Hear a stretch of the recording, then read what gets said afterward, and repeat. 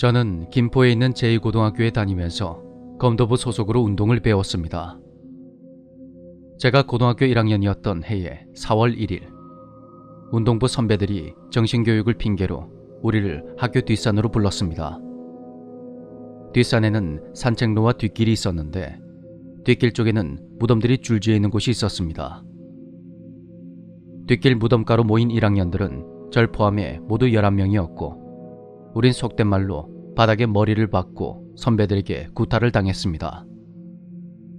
그 자리에 있던 선배들 중에 평소 성격이 좀 독특하다 못해 이상한 사람이 한 명 있었는데 그 선배가 대뜸 무덤 하나를 가리키며 그 앞에 세워진 비석을 깨보라고 하는 겁니다. 그런 짓은 못하겠다고 버티고 버티던 우리는 결국 선배들의 폭력을 이기지 못했고 동기 중 한 명이 비석을 깨버렸습니다. 선배들은 낄낄거리며 합숙소로 가버렸고 그렇게 이틀이 지났습니다. 그날도 선배들은 4일 밤 11시에 한 명도 빠짐없이 김포 N중학교 정문 앞으로 우리를 강제 집합시켰고 우린 울며 겨자 먹기로 약속 장소에 모였습니다. 며칠 전 우리에게 주인 있는 무덤의 비석을 깨라는 기행을 강요했던 그 선배는 손에 여자아이들이 가지고 노는 미미 인형을 들고 있었습니다.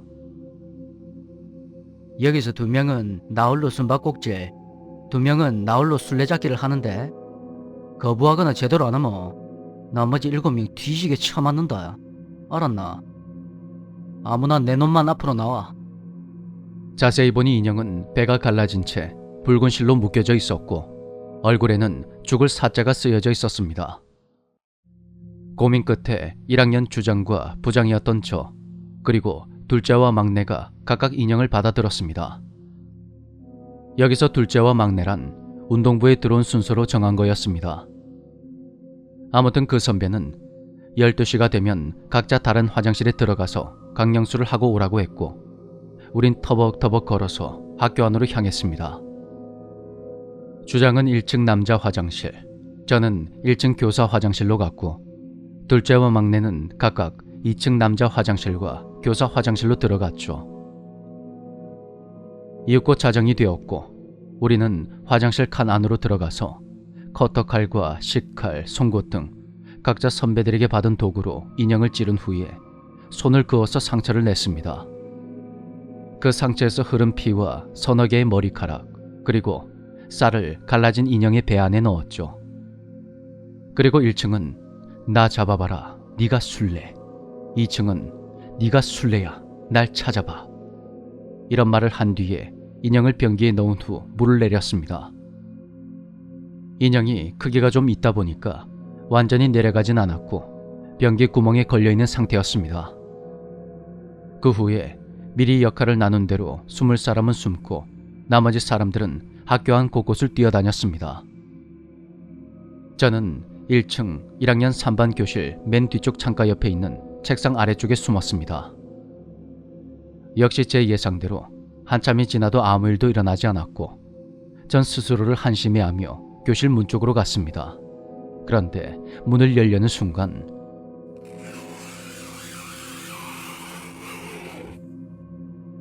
그런 소름 끼치는 소리가 들림과 동시에 교실 청소 도구함의 문이 덜컥 열리는 겁니다. 그때까지만 해도 전 선배들이 장난을 치는 거라 생각하며 복도로 그대로 나갔습니다. 잠시 후 복도에서 마주친 동기들이 학교 순찰이 왔다며 도망가라고 소리를 지르더군요. 이대로 도망갔다가는 우리가 어느 학교 학생인지 들킬 것 같은 생각에 우린 흩어져서 잠시 숨었습니다. 잠시 후 모두 1층 복도로 모였는데 막내 녀석이 보이지 않았습니다. 우리는 막내가 이 상황에서도 장난을 치는 줄 알고 녀석을 찾아다녔죠. 그렇게 20분 뒤 막내는 2층 교사 화장실 2번째 칸 변기 칸 앞에 무릎을 꿇고 앉아 인형을 손에 든 채로 우릴 빤히 쳐다보고 있는 겁니다. 그런데 너희들이구나. 그때까지만 해도 우리는 막내가 선배들과 짜고는 장난을 치는 줄로만 알았습니다. 내가 비석 깬 사람 찾았다. 그 말을 끝으로 막내는 자리에서 벌떡 일어나서는 밖을 향해 미친 듯이 뛰어나갔습니다. 막내는 그 길로 집으로 가버렸는지 합숙소로 돌아오지 않았고 우린 선배들에게 또다시 구타를 당한 후 합숙소로 갔습니다.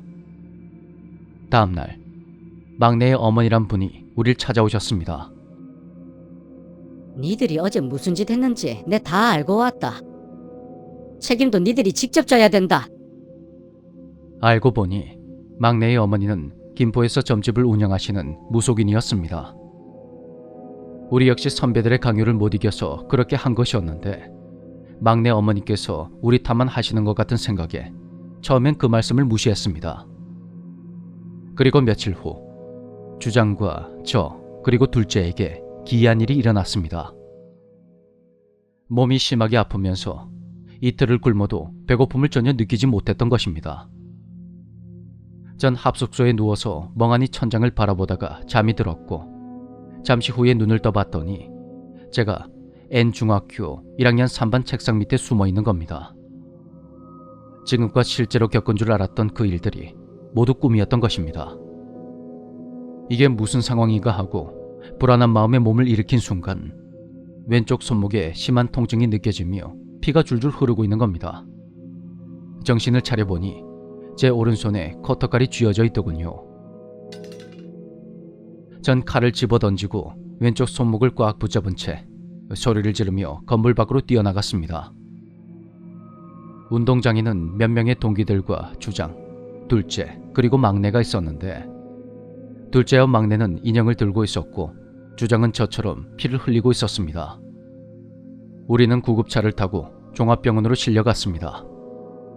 치료를 받는 내내 너무 혼란스러웠던 우리는 결국 막내의 어머니이신 무당분을 찾아가게 됩니다. 모든 이야기를 들으신 어머니는 우리에게 팥을 마구 던지셨고 우리는 어머니가 운영하시는 점집에서 며칠 동안을 머무르며 국 같은 의식을 받게 됩니다. 그리고 어머니의 말씀에 따라 우리가 비석을 깬 무덤 앞에 가서 이틀 밤낮을 빌고 또 빌었습니다. 그러는 동안 깨어있는 시간은 늘 무섭고 불안했으며 죽고 싶은 생각까지 들었고 잠을 자면 항상 악몽에 시달려야 했습니다.